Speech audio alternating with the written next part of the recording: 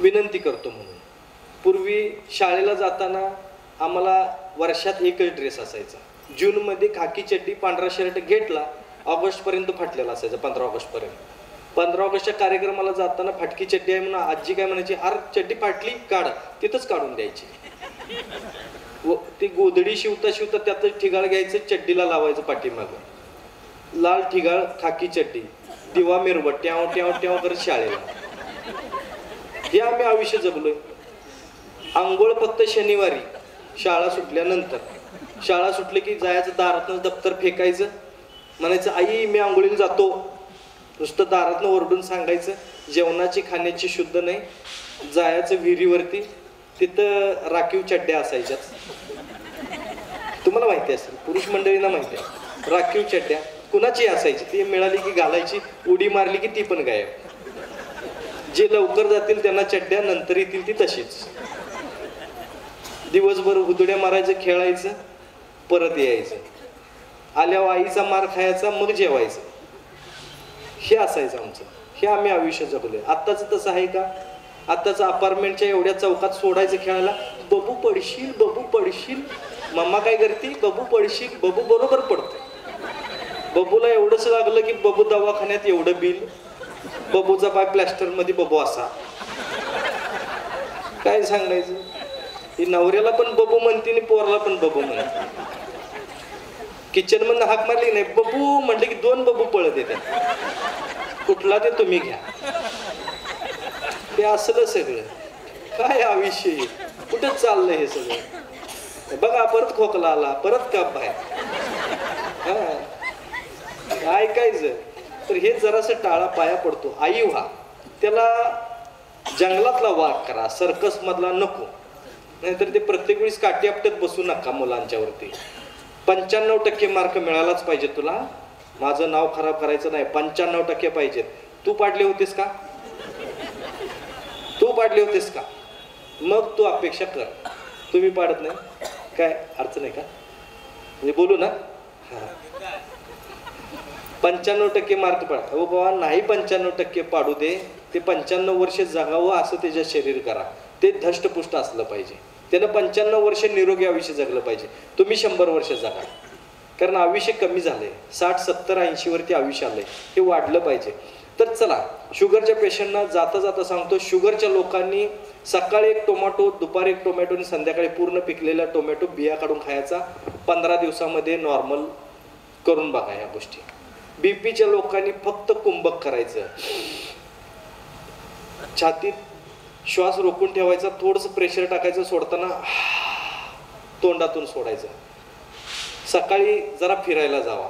कसं असतंय, महिला कधी फिरायला जात नाहीत बरं का. एकटी बाई फिरायला गेली ना, पुरस्कार करा. खरंच पुरस्कार द्या तिला. मी सांगतो, ही गल्लीतल्या 4-5 बायका कुठं जर दरोडा घालायचा असले तर 4-5 गोळा करतील, मदत जाते. आणि जाताना रात्री सिरियल बघितलेलं ना, त्याच्यावरच्या गप्पा. मला वाटतं की आता मरतीच वाढतं. कशाचं मरती ती, असंच आणि तसं. काही नाही, ती मरू दे, जगू दे. तुम्ही फिरायला गेला, नीट राहा.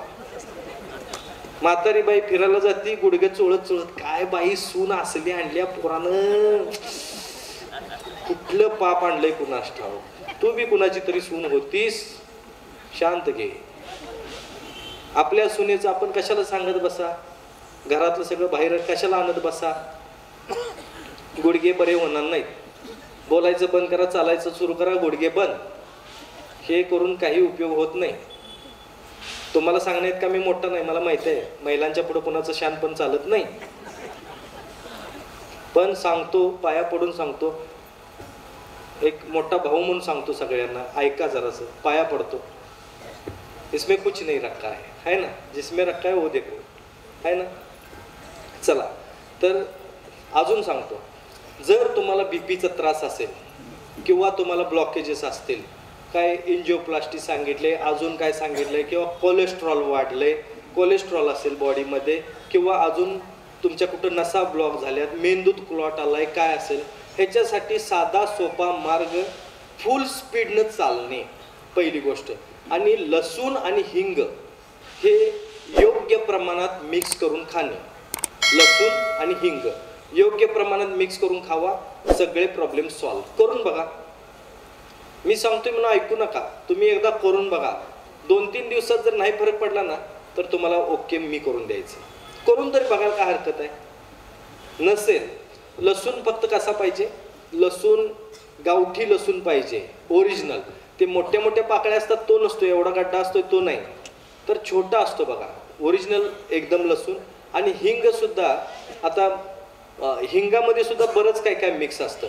आयुर्वेदिक हिंग पाहिजे, कोणतं पीठ मिक्स केलेला, मीठ मिक्स केलेलं नाही, कडक हिंग नाही. तुम्हाला हिंग पाहिजे. काय काय हिंग असतं ना, ऊद असल्यासारखं, उदासारखा हिंग असतो. ऊद आणि हिंग ह्यातला फरक कळत नाही एकेकांना, तर ते ऊद खातात काही लोक. तर ऊद आणि हिंग वेगळा आहे. हिंग तुम्हाला ओरिजिनल हिंग जर कुठं मिळाला तर तो, आणि ती लसूण पाकळी जर खाल्लात तर तुम्हाला कुठल्याही प्रकारचे ब्लॉकेजेस, अमुक तमुक, कोलेस्ट्रॉल, ह्याव त्याव, काही कशाची काळजी करायची गरज नाही. तुम्ही करून बघा फक्त. नसेल बघायचंच असेल, ही इथं गाडी लावलेली आहे बघा 81-88, ह्याच्यामध्ये लसूण गोळी आहे, बघू शकता. गरज असेल तर घेऊ शकता. गुरुजींनी मगाशी आमच्या जावयांच्याकडे रिक्वेस्ट केली होती की बाबा आणले तर आमच्या इथं, म्हणजे त्यांनी आणा म्हणून सांगितलं आणि आणले तर डिस्काउंटमध्ये द्या. ते 50% डिस्काउंटमध्ये आहेत. MRP ला तुम्हाला 2 मिळतील. काय जी MRP असेल ना, कुठली MRP असू दे त्याच्यात तुम्हाला 2 मिळतील. ते घेऊन बघा, किंवा तिथं निदान बघून तरी जावा आणि तुम्ही बघा. दुसरी गोष्ट सांगतो, केसांपासून ते तळपायाच्या नखापर्यंत सगळ्यांना वाटते की आपण फिटिंगमध्ये पाहिजे. फिटिंगमध्ये असणं म्हणजे काय असायला पाहिजे, फिटनेस पाहिजे. कसा पाहिजे, केस छान पाहिजेत, दिसायला व्यवस्थित दिसलं पाहिजे, कांती, त्वचा एकदम अशी छान दिसली पाहिजे.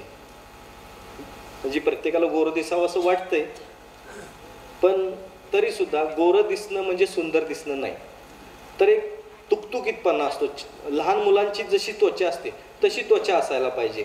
ज्याला पिंपल्स नकोत, ज्याला कुठल्याही प्रकारचं काही म्हणजे खाज, खरूज, खुजली असले काही नको, कुठं चट्टे नकोत, पांढरे चट्टे नकोत, काळे चट्टे नकोत, मानेवरती काळा असेल काय असेल, अशा जर काही गोष्टी आपल्याला नको असतील, वांग असेल, अजून काही काळे डाग असतील, पांढरे डाग असतील, नको असेल, तर तुम्हाला एक मी फॉर्म्युलेशन सांगतो. ते फॉर्म्युलेशन तुम्ही करू शकता. यूट्यूबच्या सगळ्या चॅनल्सवरती हे फॉर्म्युलेशन आहे, तुम्ही यूट्यूब चॅनल्स बघू शकता. नसेल तर तुम्हाला त्याचा फॉर्म्युला सांगतो. गुलाबाच्या पाकळ्या घ्यायच्या, स्ट्रॉबेरी घ्यायची, बीट घ्यायचं, मंजिष्टा घ्यायच्या, आवळा घ्यायचा. हे 5 अजून थोडे पदार्थ आहेत, पण हे 5 मेन आहेत. हे 5 पदार्थ व्यवस्थित योग्य प्रमाणात घेऊन त्याचा काढा करायचा, आणि तो काढा जर तुम्ही पिलात तर तुम्हाला हे सगळे प्रॉब्लेम सॉल्व्ह होऊन जातात. कुठल्याही प्रकारचं औषध घ्यायची गरज लागत नाही, कुठल्याही प्रकारचं. आणि तो जर काढा तुम्हाला नॅचरल, नैसर्गिक किंवा आहे असं जर तुम्हाला तयार करता आला ठीक आहे, नसेल तर तोही काढा आम्ही इथं अवेलेबल केलेला आहे. जाताना बघून जाऊ शकता, घेऊन जाऊ शकता. तो माझा फोन नंबर लिहून घ्या. मला भेटायचं असेल, माझ्याशी काय बोलायचं असेल किंवा माझ्याकडे यायचं असेल तर मी फक्त कुठं आहे हे बघण्यासाठी फोन करा आणि तुम्ही या. तर त्यासाठी नंबर आहे 0231, हा कोल्हापूरचा आमचा कोड नंबर आहे. 2688 828 कुठं आहे, हां इथं नंबर लावलेला आहे 26888800. या नंबरवरती फोन करा. पूर्वी कसं होतं, फोन लागत नाही म्हणून खूप तक्रारी होत्या, मी फोन करतो तर लागतच नाही. पण आता काय झालं, पूर्वी लिमिटमध्ये टायमिंग होतं, 9:30 ते 5:30 हे टायमिंग होतं. आता 24 तासाचं टायमिंग केलं आहे. 24 तासात तुम्ही कधीही फोन करू शकता. भले तुम्हाला त्यावेळेला रिसिव्ह नाही झालं तर त्याचा कॉलबॅक तुम्हाला 100% येणार. तुमचा मिस कॉल बघून, नाहीच तुम्हाला करायचं फक्त मिस कॉल टाकून बघा, या नंबरवरून तुम्हाला 100% फोन येणार. आणि त्या फोनवरती तुम्ही तुमचे इलाज काय असतील ते विचारा, शंका काय असतील ते विचारा. भेटायला यायचं असेल तर येऊ शकता.